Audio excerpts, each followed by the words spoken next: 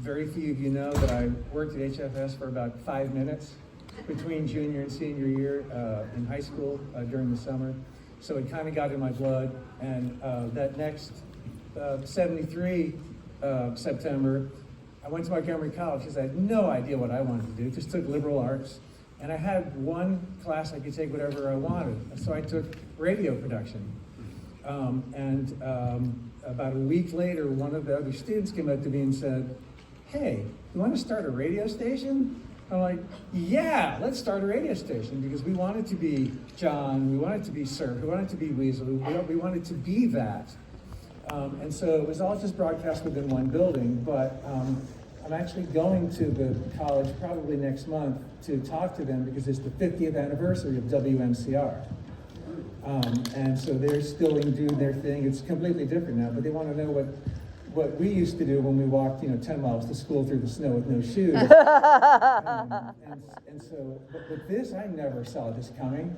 I really didn't. I don't know if he's still here, but I need to thank Robbie White, who took a photograph.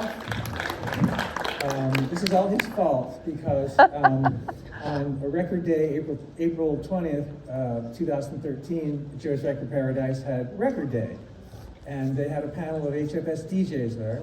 I couldn't be there, I was in New York. And so John was there, Bob here, Weasel, Josh May, rest in peace, Surf, Adele was there too. And so I got home from the weekend, excuse me, got my email, checked on social media, and the first thing at the top of my crawl was the photograph of the panel, of the DJs. And I went, oh my God, somebody has to tell this story. Bing. I'd never done a doc film before. I hadn't thought about doing a doc film before. So I called this rascal over here, Dick Bangham, and his amazing wife, Linda, and I said, I have a ridiculous idea. What do you think? And they loved the idea, so they called Josh Brooks first. We talked to Weasel, and then about, I guess, a few months later, we all met at the Triangle Towers. Weasel booked, there's a room we could get in, and everybody was there. Damien was there, and Patty, and everybody was there. And we talked about it, and they said, yes, let's do it. And that's just sort of how this thing happened. I didn't know, I was just talking to Rana when he came down.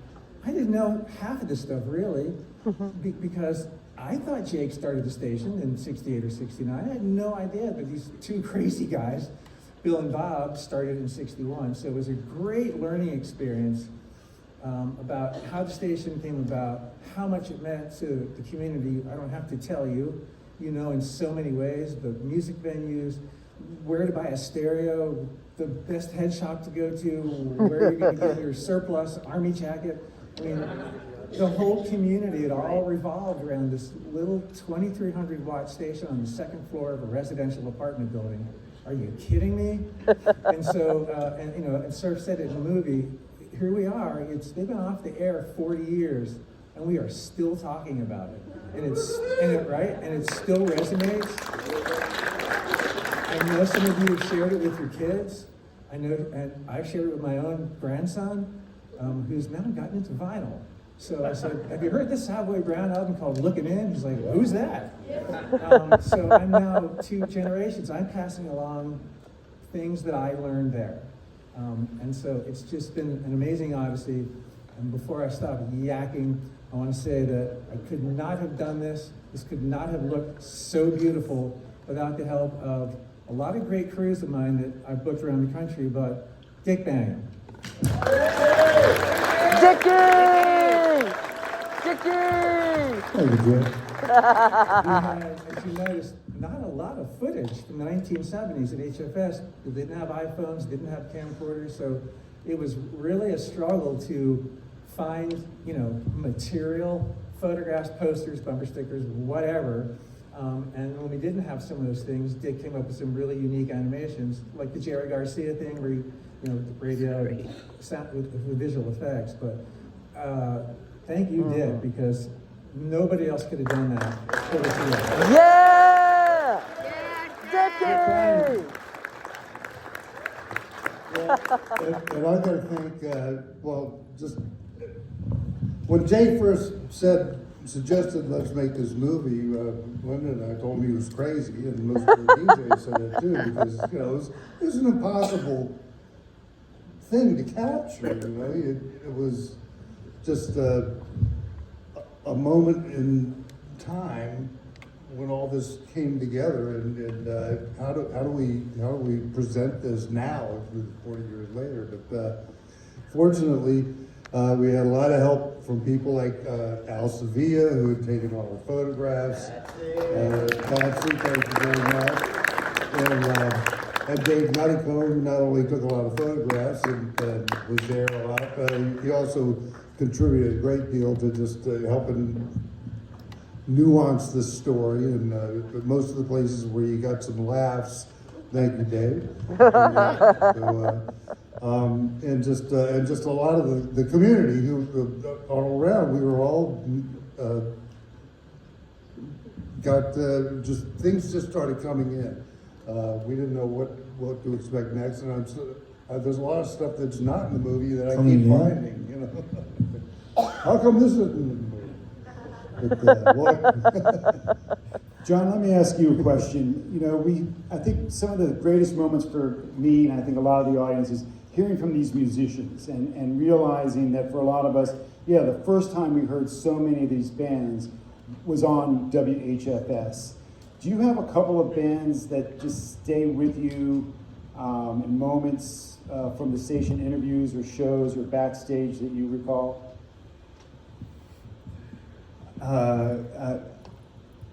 Well, there were quite a few actually, but none of them come to mind right now. Best interview I've ever done. I'm wondering why Weasel isn't up here on the hot seat.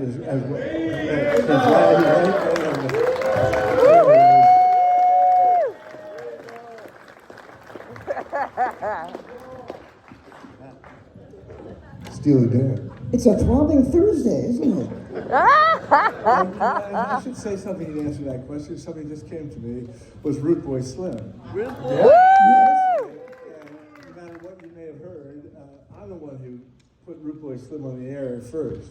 When I was working, working part-time at HFS, I was also working at GTB part-time. And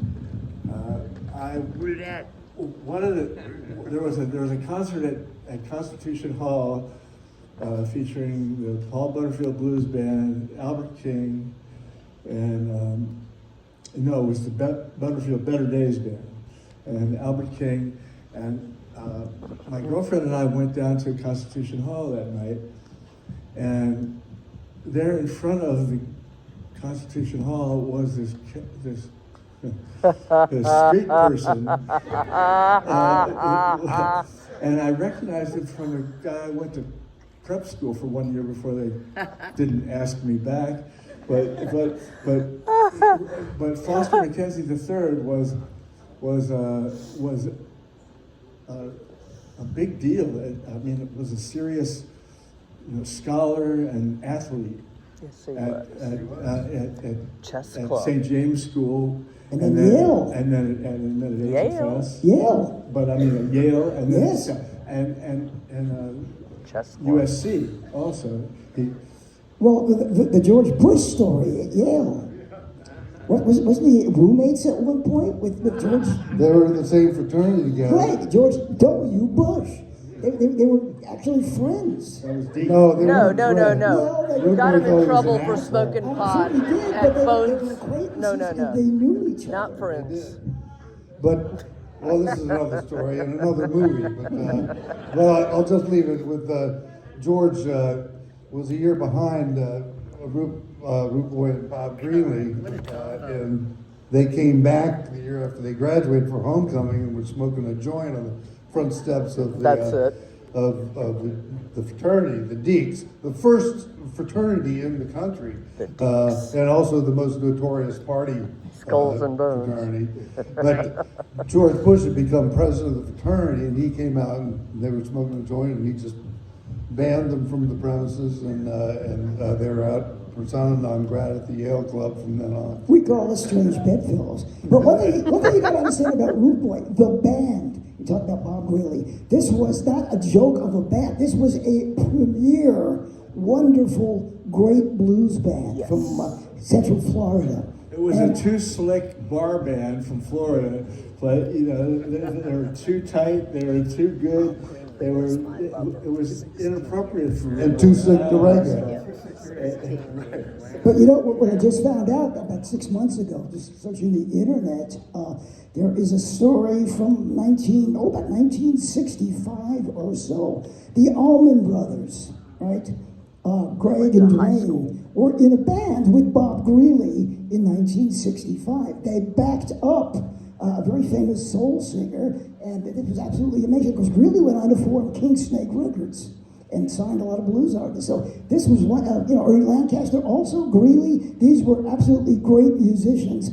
And, I hope that nobody pins the Root Boy as being the only thing that they did, because they were absolutely wonderful, great musicians. Greenlee was at Yale with Root Boy, and and Root Boy had a band that Greenlee was in called the Midnight Creepers.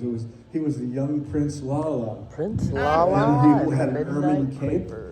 And something about the Vassar prom, he had to escape through the bathroom window. Their claim to fame was they never played the same venue twice. My claim to fame is that Root Boy puked on my green carpet, which actually belonged to Jake. I inherited that apartment from Jake Einstein, where I still live. And he's playing there one night, and he go to the bathroom, and he comes up to my apartment, and he pukes all over the floor. And I think he loved it so much that he actually moved into the Triangle Towers. That's right. Where he was my neighbor for a couple of years. He was in 11th grade when I was in 9th grade, the equivalent of 9th grade at St. James. And he was the prefect on the hall. And he was like, in the Honor Society, Historical Society, and varsity, all the sports. But he was the hippest cat in the school by a mile. He had all that New Orleans R&B music, which the first time I ever heard it was in his room down there. He sort of took pity on me, I think, and I got to hang out with him there. And so when I ran into him at DAR Constitution Hall, much later he had been transformed from this all-star prep school kid into basically a street person looking, who had already jumped over the fence at the White House. And all of this is coming up in Dick's movie, Root Boy Slim movie. But let's get back to WHFS. Okay, One last thing about Let's Root Boy. go from puking to some audience questions. Is there a microphone for them to come down? Yeah, come on down, or just yell it out. I want just one last thing about Root Boy was HFS played Root Boy non-stop. It was just, you guys would just play Root Boy all the time, and that's directly got him a contract with Warner Brothers through Josh's connection with Steely Dan. Steely Dan and their connection with Gary Katz at Warner Brothers, and it all really came out of. But I want to say, before we go any further, I'm the first person to play Root Boy. You are. You had. WGTV. And you went to high school. It was a WGTV, and he came in with a homemade tape, and it was a version of Laundromat Blues. And the sample lyric was, I was sleeping in the dryer like I usually do. Somebody came with 4 dimes, gave me 40 cents worth of the blues. The great thing is, you didn't mention, the end of the story about Root Boy is the great Warner Brothers Records paid him to go away. $40,000. And a year later, Root Boy, you're supposed to do a second album. We're going to pay you. Please go away. So we paid for the second album. Right, on IRS, yes. So let's give it over to the audience. So, anybody? Let me ask you a question. When the radio station went off air, what happened to all the records? We moved about half of them to Annapolis. And actually, it's a great story because the station went to settlement in a hurry. We were off for about 3 months, but it was okay because we got 6 months severance and we got unemployment because the station went out of business. So I get a call from David Einstein on a Tuesday. He said, "Weeze, we're on the air tomorrow." I said, "What?" I said, well, okay. Well, Weeze, I'm going to be over in about a half an hour. We've just rented a panel truck, And you and Bob here and me, we're going to sit there and make 7 trips down Route 50 from 9 a.m. on a Tuesday morning to midnight, making 7 trips, just carrying all the records we could carry. Wow. And we did that, and I finally went to sleep around midnight, and at 6 o'clock the next morning, Diane came on the air. And you think we scared a lot of people. You think the Spanish thing that happened back in the 90s, El Sol, that was nothing compared to what we did in sleepy Annapolis. It was a beautiful music. It was called WLOM, where you'll love our music. And all of a sudden, at 6 a.m., there was a boom. And Diane came on and just rocked the joint. And boy, there were some Badovani fans that had heart attacks. Anybody else? Plant in the audience there at the microphone. Hello? I know there's a lot of artists that didn't make the cut, okay. But they talk about how you went about finding all of the quintessential WHFS artists how you found them. That was And any horrible stories about that. That was pretty much me. I guess there might be some sort of slant of musicians I liked, of course. There were some that we did interview that didn't make the cut, not because they weren't great, it's just the answers didn't fit how we were trying to tell the story. David Grisman is one, Jerry Jeff Walker is another, John Sinclair, the John Sinclair, as in the manager of the MC5, and the guy who John Lennon wrote the song, John Sinclair. So there were a number of different people who it just didn't fit, and it just killed me. So come back next week for the 4-hour director's cut. So that was pretty much me. I reached out to everyone, and I do want to tell one real short story. The one that surprised me the most, one of the fastest answers of yes I got, was Roger McGuinn. I don't even remember how I found him, using one of the Google tubes, I guess, I don't know, and I found him, and I sent an email, and I got in touch with his wife, Camilla, and so she said, what do you want? And I said, da, and she said, okay, I'll get back to you, and literally like the same day, absolutely yes. I was like, absolutely yes? Roger McGuinn? Seriously? And so it was just sort of like that. Well, Roger was a great friend of ours. I mean, every era of the radio station. And Roger was on with Surf. Did you tell the carrot juice story? I don't know that. You remember that? You told it to me, actually. The first time that Roger McGuinn ever came on the air, 102.3, he was a guest of Surf. And Surf was being his quintessential vegetarian, the whole Jerry Garcia stories about Surf was scared of the little tower, didn't want to mention the little tower. Oh, the little tower. Surf was very fond of carrot juice. He would drink it all the time. He would drink it on the air. I think he was peeing in carrot juice.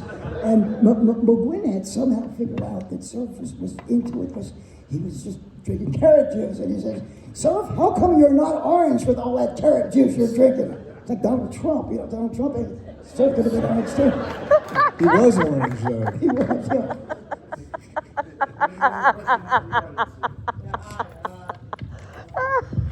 John, okay, now it's working. John here from Greenbelt. He was orange. Weasel, when you've been on the radio fairly recently, when you have any plans to coming back? Well, they told it a real lie. They just lied through their teeth. I have not retired, and I'm open to any offers. And I certainly don't want people who are bullying me in the workplace. I don't want people who practice age discrimination. So I will refuse to go to anything. I got a lot of offers for nice web things and stations on the east. I want to address that I know a building in Bethesda with a tower on top. There's a DJ who lives in it. So if anybody in the audience has, $6, $7, $8 million, I know a place. But I will let you know if I'll probably do some things at WOWD, and in the future we've talked about doing some things, and that will probably happen. I want one story about this, John. Speaking of your friend, all of our friends, Josh, And Jerry Jeff Walker, one of my favorite moments of doing that midnight shift is one night about 2:30 in the morning, the bell rings, and there is Josh, and he's got the entire Jerry Jeff Walker and the Lost Gonzo band, Gary P. Nunn, the whole band is there, and they want to play. They don't want to talk. They want to play. So it took us about 20 minutes. We set them up in the hallway. The drummer was in the bathroom. The acoustics were great in the bathroom, so we put the drummer in the bathroom, and they were all lined up down the hall. They left with me at 6 a.m. I was there from 2:30 to 6 a.m. They just played. And if you want to hear something, Mark, you want to hear a story about what not to say in an interview? This is a great story about Jerry Jeff Walker. He really didn't want to talk, he just wanted to play. And I had known Jerry Jeff Walker from New York, growing up in New York. He had a band called Circus Maximus. It was a great folk band. They actually played the club Circus Maximus. And actually, his partner was Bob Bruno, who was raised and grew up in Tacoma Park and became a great jazz guy. So I'm trying to be cool, looking at the King of Texas, Jerry Jeff Walker. And I said, Jerry, I know you're from Texas. I know you're not from Texas. I know you're just a New York guy from the Catskills and all that. I said, Jerry Jeff, how did you get from New York to Texas? And there was a 3-second pause, and he looked at me and said, I took a left on the New York Thruway. That shut me open. How do you come back? What's the comeback? What do you do? How can you do that? So, never ask somebody a question they can answer with one word. You get humiliated. So, one more question, maybe? Anybody? What was new in tonight's movie? Sorry? What was the new material tonight? The new material was the section on Diane. We felt like we wanted to cover her somehow, and with the previous version, we hadn't figured out how to do that, but somebody did, and we really need to honor her, and so that's really what it was, and Dick did a great job putting that together. And Steve Kaplan Oh, yes. was really close to Diane, and I think they knew each other prior to WHFS. Yep. Thank you, Steve. Anybody else? Let's do one more. I have a question, probably for the station more than the movie.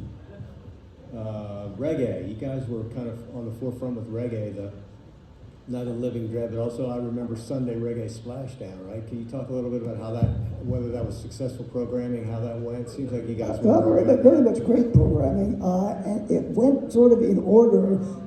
Gary Himmelfarb, Dr. Dredd, started the show and did an excellent job. Gary didn't make the move to Annapolis to 90. Actually, I think he did for maybe a month or so. Is Gary here tonight, by the way? No.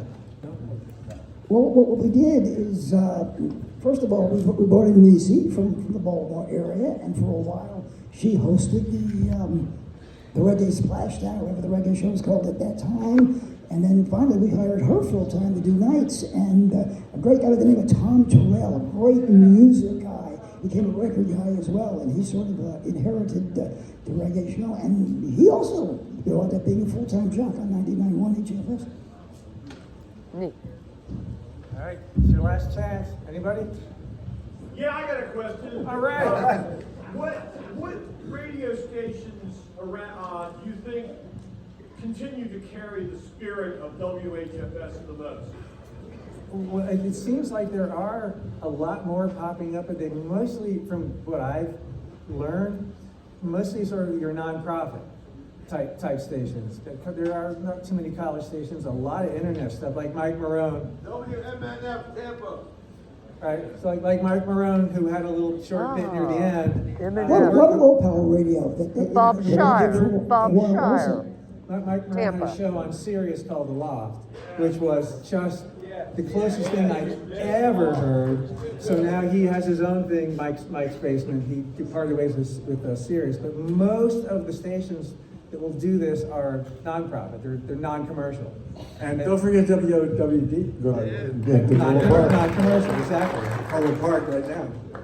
A lot of the problems with the low power stations is they're not necessarily free form. They're all over the roads. In other words, You have a classical show followed by a rockabilly show. Yeah, they do everything, and it really is not quite the art that we sort of practice, where we blended everything seamlessly, so you couldn't really tell the difference. Everybody, thank you so much. This has been a great evening. I really appreciate you. I did this for you.